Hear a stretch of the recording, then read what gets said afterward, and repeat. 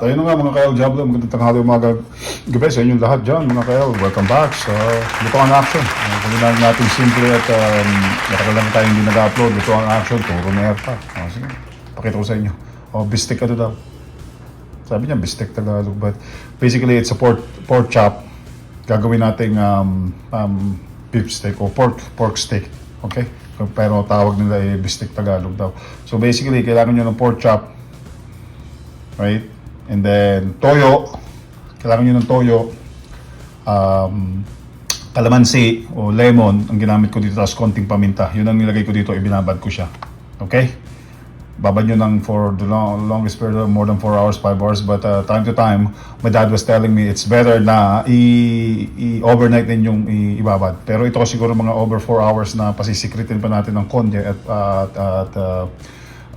imamarin dito para matuyo pa siya ng konti. Other than that, next dito sa ating bistek Tagalog. Other than that, ano nga pala ito? Natutunan natin kaya pat masarap to. Next. At yun nga, next. Tawag dito, nagpapainit na tayo ng mainit na nagpapainit ng mantika. Ano? Anyways, ayan, medyo okay na kayo dyan. Nasikrit na niya lahat after half an hour. Half a day, at least. 4 hours, 2-3 hours. I think this is 2-3 hours sa akin. Pinapahilan ko, binabaliktad ko hanggang kumapit lang siya. Siguro natin kumapit ng maigit. Tapos ipiprito nga natin. Papainit tayo ng mantika. Iniready ko na rin yung ating, as per usual, di ba, pag beef steak tayo, kasi pork steak nga to, beef steak Tagalog, merong garlic at marami. Damihan nyo yung sibuyas, ano? Okay, papainit na natin dito kasi preparato tayo. So basically, ang pagkakaiba nito sa regular na beef steak, parang pagkakaintindi ko, nagmamarinate ka at magpiprito ka. Other than that, yung regular na ginagawa natin na igigisa natin siya sa huli at lalagyan ng konting tubig at tapos siyempre titimpla natin ng toyo, right?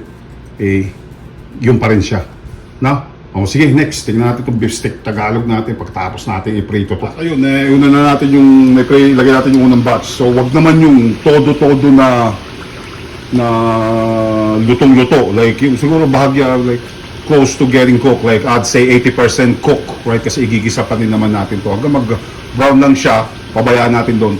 At huwag itatapon, syempre, yung mantika, magsisave tayo nun din gagamitin natin pang gisa kasi pang malasa yan, yung mantika niya kasi may toyo no? Other than that, give her like, I don't know, give and take 20 minutes, I'd say, some batch. Like, 10 per side, and we go from there. Prito.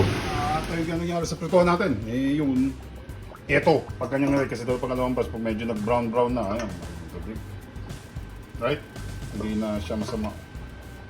Galbaga yung dugo nung pagkapula, redness ng meat. We're good. Huwag naman yung pritong-prito, ano. Next. Ayun nga mga kael, Diablo, tatapos na natin yung prito natin, bahagya. Ngayon, sinave ko yung mantika. Nanlawang ko yung natin. Normally, gamit nila kasi yung para malasa, pero may mantika naman ako. Nanlawang ko na konti kasi baka mag-burn to, masunog. Anyway, so yan na. Magigisahan blues tayo, okay? Lalagay natin itong mantika. Next. Ayun. Gisahan blues, okay? Gisahan blues tayo. Tapos lalagay natin yung yung baboy natin. Gisa. Okay, yung baboy natin, tapos haluin nyo ng konti para lumasa yung ginisang sibuyas at bawang. Okay? Lagyan ng konti uli nito kasi may toyo man siya nabili toyo. Regular na toyo, konti. Lalay. Right? Tapos dark soya sauce para medyo mangitim siya. Mushroom lang to sa akin. Ito basta may itim kayo na kasi light yung ginamit ko dito na alala para mangitim siya. Tapos yan, pipigaan ko to ng lemon. Teka lang.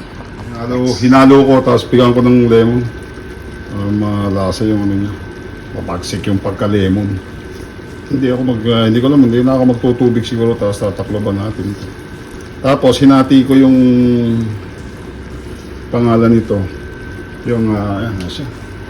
Hinati ko yung bawang, lalagay ko, bawang, sibuyas ko, lagay natin yung huli ko para makapal siya. Anyways, ganun lang kasimple. Tikman nyo, adjust nyo, pero pwede naman kayo maglagay ng tubig kung napaalat yan, pero I kinda doubt about it kasi sakto yan. May neutralizer tayo na lemon, tsaka o kaya kalamansi. Other than that, mag-like, mag-subscribe mga ka-El Diablo. I miss you guys so much kasi hindi na ako masyado nag-upload ngayon. But anyways, soon, right? Mag-share tayo at huwag kakalimutan mag-like, mag-subscribe, ano? I'll catch you guys back next or sa susunod na video na to, sa mga video kong darating na subaybayan ninyo yung next nito, yung final nito. Ha? Ngayon, ganun lang kasimple. Haluin ninyo ng pangalan nito ng maigi. Ha? Or tatakloban ko to actually. Kasi para lumambot. Kasi mahilig ako sa sibuyas. Gusto ko siya na medyo live ng konti. Right? Right. Haluin natin para maano siya. Other than that, keep it tight, real and clean mga ka-El. Hindi naman tayo nagkakalimutan ng ganyan. Medyo busy lang po tayo ng konti. Ito lang po trabaho. Other than that, let's catch you guys next sa final nito. Curfew, eh nga po nangyari yan po. Kinalabasan, lumambot po yung mga ano natin. Yan. Kakulo ninyo, iiwan ko pa ng konti. Hindi naman siguro yun. Basta tumukulo na ng konti yung sabaw. Kung gusto nyo, pwede naman dagdagin ng tubig. Dagdagan ko ng konting-konti lang to para mag-neutralize lang. But other than that, I think mas masarap to kaysa to sa tirada ng ano ng ama ko. Sabi ka. Other than that, I love you guys all. Ito po yung ating Bistek Tagalog. O bistek na pork steak natin. Bistek Tagalog kung tatawagin to.